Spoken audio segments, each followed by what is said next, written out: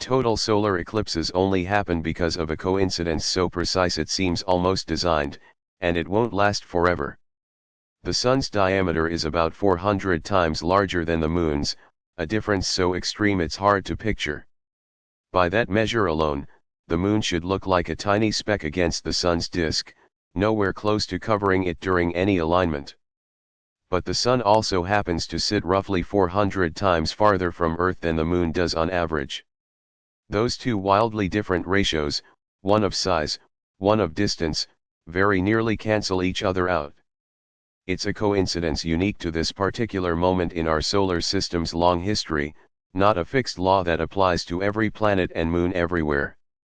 Because of that near-perfect cancellation, the Sun and Moon appear almost exactly the same size when viewed from Earth's surface, each covering about half a degree of the sky. There's no physical law of nature requiring this relationship to exist.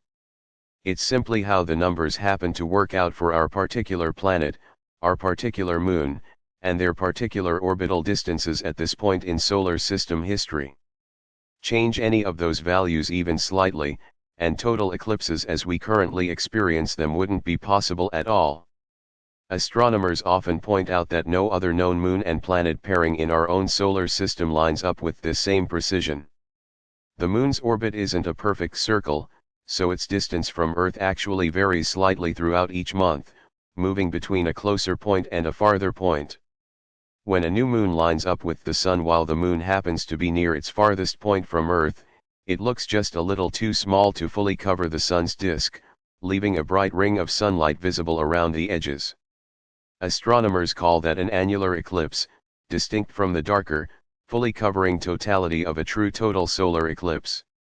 An annular eclipse still darkens the sky and drops temperatures noticeably, but it never produces the complete darkness or visible solar corona that a total eclipse reveals.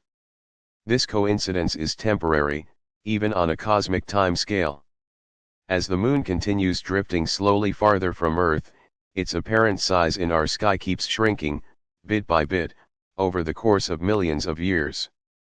Eventually, far enough in the future, the Moon will look too small from Earth's surface to ever fully cover the Sun's disk again, and total solar eclipses, exactly as we experience and photograph them today, will stop happening on this planet entirely. Far future generations will only ever get to witness annular eclipses, never a true total one. Subscribe for more coincidences that make our sky what it is.